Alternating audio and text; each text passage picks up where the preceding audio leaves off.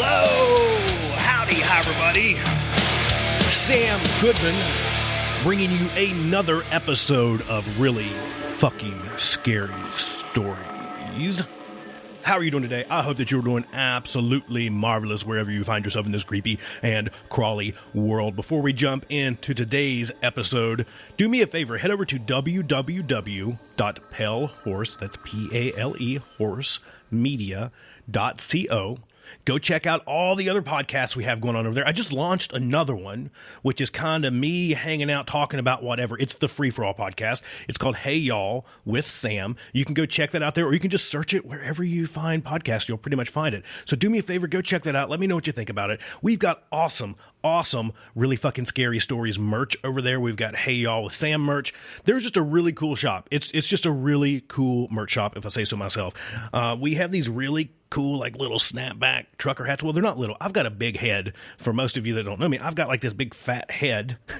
And these hats fit really well. I love them. I like them. I gotta have more of them. So if you're into like snapbacks and cool t-shirts and stuff like that, you can find everything over at palehorsemedia.co. Again, the merch store, some other really cool podcasts, The Hop Nerd, Hey Y'all with Sam. We got some other stuff happening. And then obviously my books. You can find my books there as well. So today we are well into season 2, and I say well into season 2. This is episode 2. I guess we're pretty well off and into it, huh?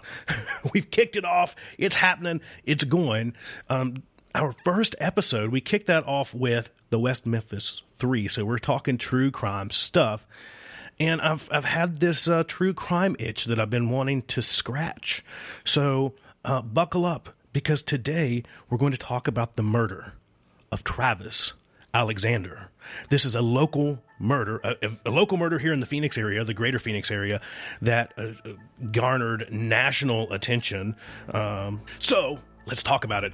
I'm strapped in here. I've got my gigantic cold brew coffee. I've got my spirit box sitting here. Let's buckle up and dive in to the murder of Travis Alexander. Travis Victor Alexander was born on July 28th, 1977 in Riverside, California, to Gary David Alexander and Pamela Elizabeth Morgan Alexander.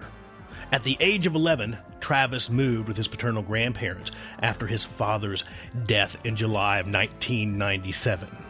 His 7 siblings were also taken by their paternal grandmother. Alexander was a salesman and a motivational speaker for prepaid legal services. Prepaid legal services was kind of a pyramid marketing scheme, so not to speak ill of Mr. Travis Alexander here, but he was working for prepaid legal services, kind of doing pyramid marketing, and he was a motivational speaker and all of those things. Mr. Travis resided in Mesa, Arizona. So I'm here in Central Phoenix, so Mesa is about 30 minutes from me. He resided there through this job, through his work at prepaid legal services. He met a young woman by the name of Jodi Arias. And little did he know at the time, Mrs. Jodi Arias would be what would do Mr. Travis Alexander in. Jodi Arias met Travis Alexander in September of 2006. They were at a company conference in Las Vegas, Nevada. According to Arias, they developed a sexual relationship following a week of their meeting. Arias and Alexander developed an immediate attraction towards each other, that people saw them traveling to many, many states and many events together. While not with each other, they used to be in touch through daily phone calls and email exchanges. Things got serious. At a ceremony at a Mormon church in Southern California held on November 26, 2006, Arias was baptized into the Church of Jesus Christ of Latter-day Saints. Travis was a devout Mormon, and Jodi claims that she was baptized into the church as a way of being closer to Travis. In February 2007, she shifted from California to Mesa. They ended the relationship in June that year, but had periodic sexual encounters moving forward. Later on, she accused Travis Alexander of being sexually and emotionally abusive of her. So, to kind of circle back and recap here just a little bit. Travis Alexander, born in California, moved to Mesa, worked for Prepaid Legal Services as a salesman and a motivational speaker. Jodi Arias, born July 9, 1980 in California. She was born to William and Sandra Arias. Her father is of Mexican ancestry. Her mother is of German and English ancestry. As we mentioned, just to make sure we're all on the same page here, Arias and Alexander met in September of 2006 at the PPL conference in Las Vegas. After their meeting, their relationship quickly turned from innocent friendship to lust and passion, and due to this, Arias, trying to be closer to Mr. Travis Alexander, converted to Mormonism. She converted to the Church of Jesus Christ of Latter-day Saints. Again, Alexander was a member, and he was a pretty devout member of the Mormon Church. They completed this ceremony in Southern California. They officially began dating in February of 2007, and this is when Arias moved to Mesa, Arizona, to live closer to Alexander. They hit some troubled times. They hit some rocky waters. They just weren't getting along, as lovers do. Passion can quickly turn to arguing and not so great stuff, and their relationship was not working that well. So in April 2008, she moved to Eureka, California, and lived there with her grandparents. Alexander and Arias dated intermittently for a year and a half. They kind of maintained this long-distance relationship, and they took turns traveling between kind of Arizona and California. Alexander's friends who knew Arias and observed them together tended to have negative opinions about her. They just felt that something was off. They stated that the relationship was just unusually tumultuous, and that Arias' behavior was worrying. They just seen something about her that was off. She seemed strange to them, and most people that were close to Travis said that they just didn't really care for Jodi. So they continued this kind of on-again, off-again relationship is really my understanding of it, right? So they went from meeting at work to becoming passionate to moving in together or moving near each other, kind of hitting troubled times and splitting up and moving back apart away from each other while Travis stayed in California, while Travis stayed in Mesa and Jodi was in California. But they continued, as some folks do, kind of on-again, off-again, on-again, off-again, on-again, off-again. Travis Alexander was murdered on Wednesday, June 4th, 2007, and it was a remarkably vicious murder. He sustained 27 to 29 stab wounds, a slit throat, and a gunshot wound to the head. The local medical examiner testified that Alexander's jugular vein, common carotid artery, and trachea had been slashed, and that Alexander had defensive wounds on his hands.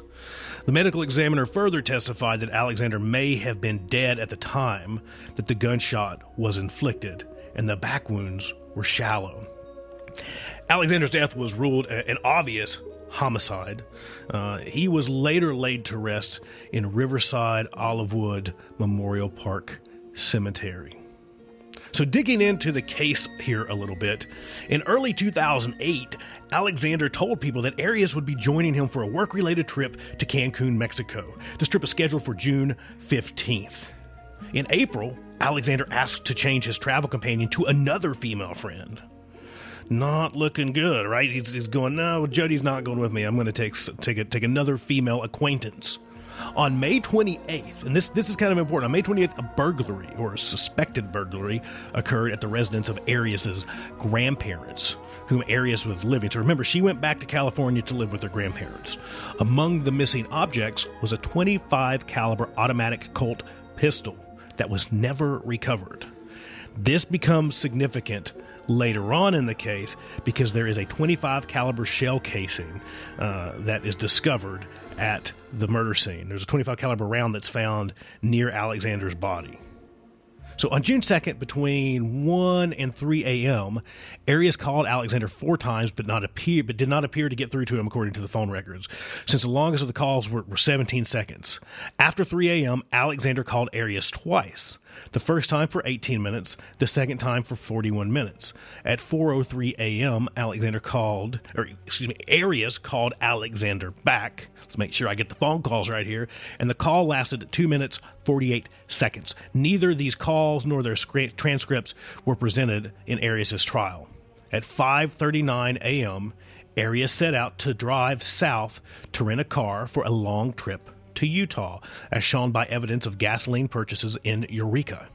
On June 2nd, at 8:04 a.m., Arias rented a car in Redding, California. She indicated that she would return the car in Redding. Arias visited friends in Southern California on her way to Utah for a PPL work conference and to meet with Ryan Burns, a PPL coworker. By late evening on June 3rd, Arias apparently set out for Salt Lake City. Alexander missed an important conference call on the evening of June 4th. So the following day, Arias met up with Burns in the Salt Lake City suburb of West Jordan, Utah, and attended business meetings for the conference. Burns later said that he noticed Arias's formerly blonde hair was now dark brown, and she had cuts on her hands. On June 6th, she left Salt Lake City and drove west towards California. She called Alexander several times and left several voice messages for him. She also accessed his cell phone voicemail system. When Arias returned the car on June 7th, it had been driven around 2,800 miles. The rental clerk testified that the car was missing its floor mats and had a red stain on the front of and rear seats. It could not be verified that the car had floor mats when Arias picked it up, and any stains could not be verified since it was cleaned before police could examine it. Of course, right? Of course. On June 9th, having been unable to reach Alexander, a concerned group of friends went to his home. His roommates had not seen him for several days, but they believed he was out of town and thus did not think anything was amiss. After finding a key to Alexander's master's bedroom, so this was wackier. He lived with roommates, but they kind of kept things separate. So the roommates lived kind of over here. He kind of had his side. He kind of had his door locked. They kind of had their door locked. Kind of when you have that roommatey situation, right? So they accessed him after this, or after believing he had been gone out of town for several days. People became worried. They accessed this master bedroom. So after finding a key to his master bedrooms, they entered and found large pools of blood in the hallway to the master bathroom, where the body was ultimately discovered in the shower. They called 911. This call was not heard by the jury, just FYI, during the trial. The dispatcher asked if Alexander had been suicidal or if anyone was angry enough to hurt him.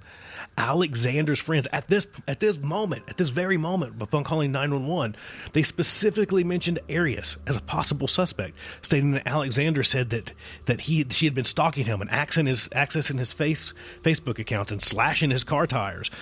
She obviously could get into his voicemail. She had access to many parts of his life, and it seems like she was actually stalking him up until this point. While searching Alexander's home, police found his recently purchased digital camera damaged in the washing machine. So someone dumped the camera in the washing machine, but the police are pretty good.